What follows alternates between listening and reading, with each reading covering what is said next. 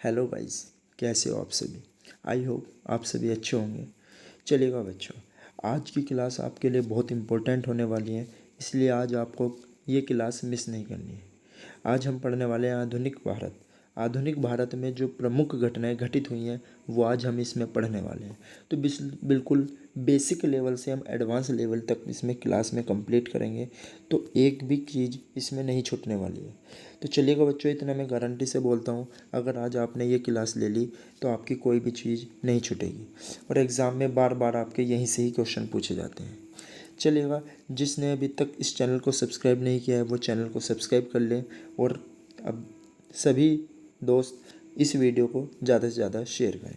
चलिएगा, हम अपने टॉपिक पे आते हैं। आज हम पढ़ने वाले हैं सबसे पहले प्रमुख सनों के प्रमुख घटनाएं जो घटित हुई हैं आधुनिक भारत में। सबसे पहले आते हैं 1905।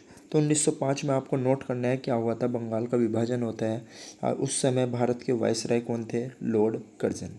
ये आपको अपनी कॉपी में भी नोट करना है और बहुत शानदार तरीके से आपको इसके नोट्स बना के चलने हैं, क्योंकि आज हम पूरी की पूरी वीडियो में हम इसमें समाप्त करने वाले हैं। चलिए गाइस, सबसे पहले बात करते हैं 1905 में क्या हुआ था आपका बंगाल का विभाजन, और उस समय भारत के वायसराय कौन थे? Lord Curzon.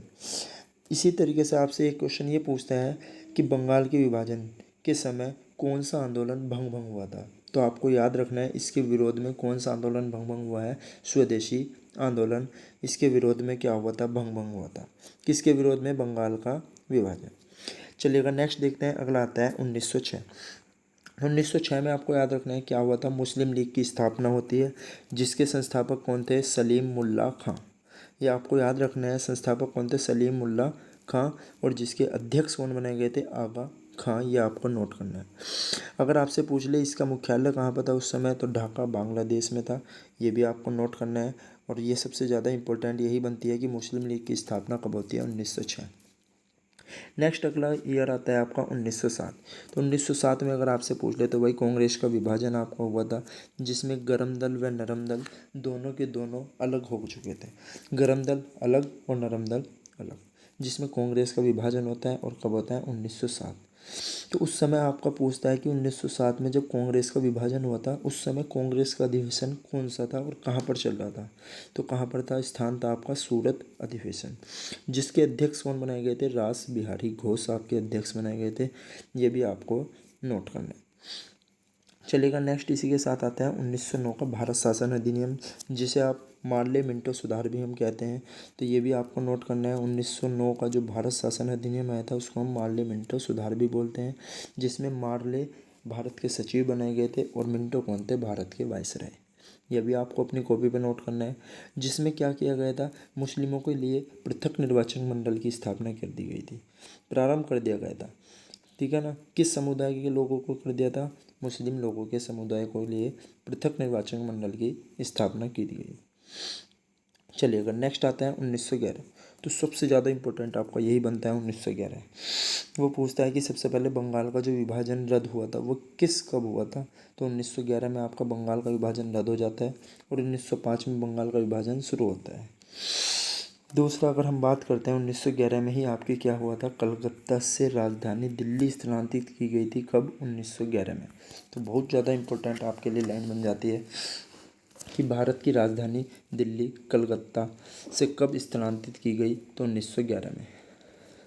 नेक्स्ट इसी के समय क्या हुआ था? तीसरा दिल्ली दरबार लगाया गया था। कब? 1911 में। क्यों लगाया गया था? क्योंकि इस समय ब्रिटेन के प्रधानमंत्री जॉर्ज पंचम अपनी पत्नी मैरी के साथ भारत आए थे। ये आपको याद रखना है कि ब्रिटेन के प्रधानमंत्री जॉर्ज पंचम अपनी पत्नी मैरी के साथ भारत आए, जिनके भव्य स्वागत के लिए मुंबई में गेटवे ऑफ इंडिया बनाया गया। ये भी आपको याद रखना है। तो किसके लिए बनाया गया था मुंबई में गेटवे ऑफ इंडिया? जॉर्ज पंचम और उनकी पत्नी मैरी। तीसरा, अगर हम अगला बात करते हैं, अगला पॉइंट इसी में 1911 में क्या चल रहा था? कांग्रेस का कलकत्ता में अधिवेशन चल रहा था। तो उसी समय उसके अध्यक्ष जो थे किशन नारायण दत्त थे। और इसी कलकत्ता के अधिवेशन में क्या गाया गया था? प्रथम बार राष्ट्रगान गाया गया था। और किसने गाया था? रविंद्रनाथ टैगोर ने। और जब ब्रिटेन के प्रधानमंत्री जॉर्ज पंचम आए थे, अब वे क्या हो गए थे? खुश हो गए थे। क्यों? क्योंकि जब इन्होंने राष्ट्रगान गाया रविंद्रनाथ टैगोर ने, तो उनकी खुशी के लिए ये उन्हें नोबेल पुरस्कार देने की बात भी रखी। जॉर्ज पंचम ने बोला कि आपके लिए हम नोबेल पुरस्कार देंगे, बट रविंद्रनाथ टैगोर जी ने मना कर दी थी कि आप मुझे को इसलिए लिए नोबेल पुरस्कार मत दो। आप क्या करें कि मेरी एक पुस्तक निकली है गीतांजलि, और उसी समय गीतांजलि जो पुस्तक निकली थी उसी के लिए रविंद्रनाथ टैगोर को क्या मिला था, नोबेल पुरस्कार मिला था।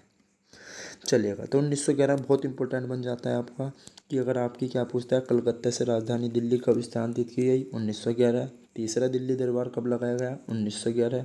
मुंबई में गेटवे ऑफ इंडिया कब बनाया गया, 1911।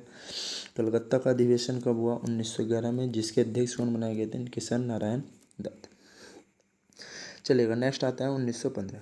तो 1915 में क्या होता है, दक्षिण अफ्रीका से गांधी जी भारत वापस आते हैं, जिसमें क्या होता है 9 जनवरी 1915 को ही एक दिवस मनाया जाता है जिस दिन गांधी जी भारत में वापस आते हैं। किस नाम से है, भारतीय प्रवासी दिवस। ये आपको याद रखना है कब मनाया जाता है, 9 जनवरी, भारतीय प्रवासी दिवस। चलिएगा, नेक्स्ट आता है 1916। 1916 में क्या होता है, होम रूल लीग की स्थापना होती है। कौन कौन करता है, एनी बेसेंट व बाल गंगाधर तिलक दोनों ने मिलकर क्या किया, होम रूल लीग की स्थापना करते हैं, जिसमें हमारा क्या होता है 1916 में ही कांग्रेस का लखनऊ अधिवेशन होता है, जिसे हम लखनऊ पैक्ट के नाम से जानते हैं।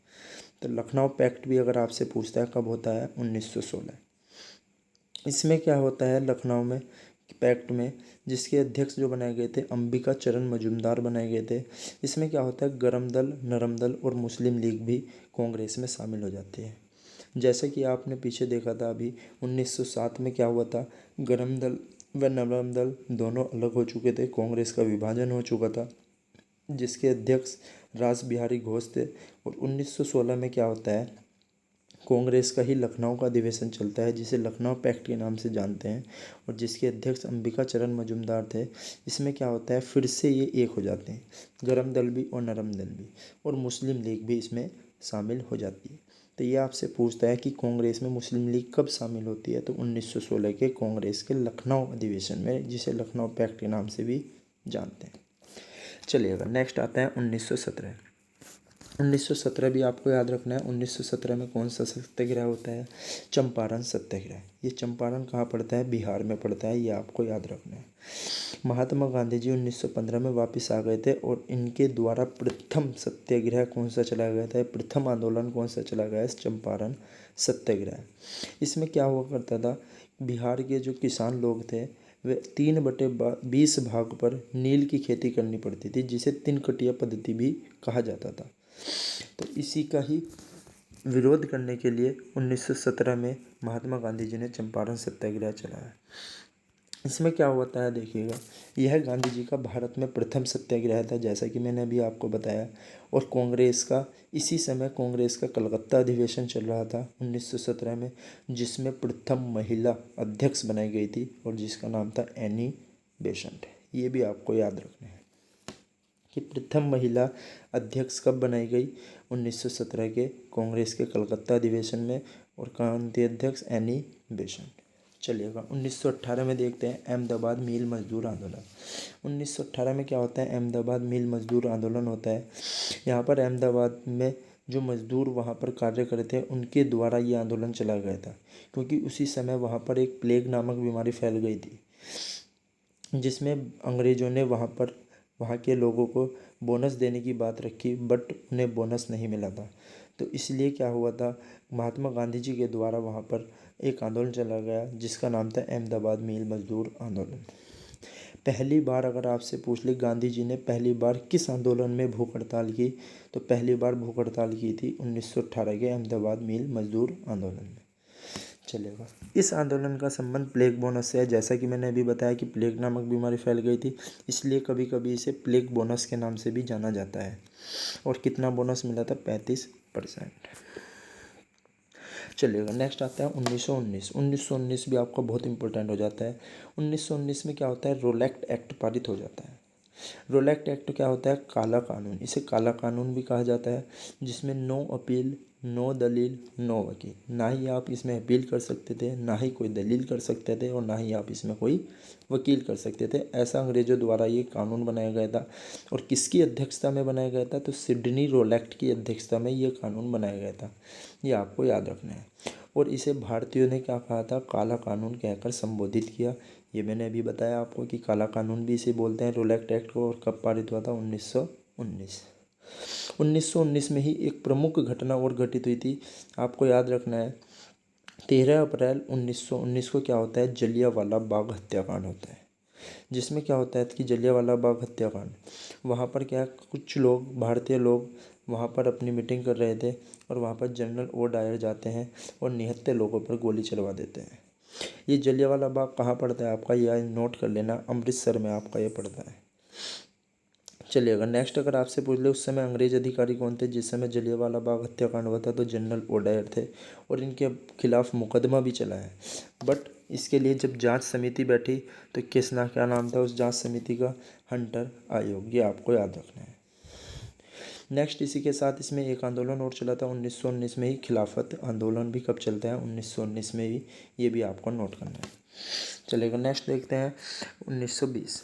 1920 में क्या होता है? 1 अगस्त 1920 को बाल गंगाधर तिलक की मृत्यु होती है, और इसी दिन असहयोग आंदोलन की शुरुआत होती है। कौन करते हैं? महात्मा गांधी, जिसके अध्यक्ष कौन बनते हैं? महात्मा गांधी। और इन्होंने ही क्या किया था? असहयोग आंदोलन की शुरुआत की थी। और आगे ही चल के जब हम पढ़ते हैं कि 1922 में चोरा चोरी कांड होता है, और यहीं पर ये अपना असहयोग आंदोलन को बंद कर देते हैं। चलिएगा बच्चों, आज की इस वीडियो में हम 1920 तक ही पढ़ने वाले हैं। अगली वीडियो जो बहुत जल्द आने वाली है, और उसको भी आपको देखनी है, जिसमें हम पूरी की पूरी इसी तरीके से हर साल की देखते रहेंगे जो भी घटना घटित हुई है, और हम ऐसे ही देखते देखते कहाँ तक 1950 तक इसको कंप्लीट करेंगे।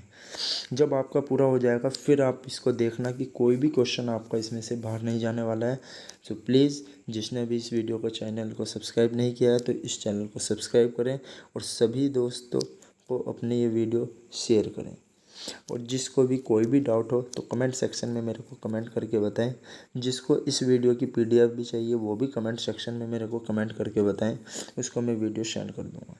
चलेगा बच्चों, आज के लिए थैंक यू, धन्यवाद।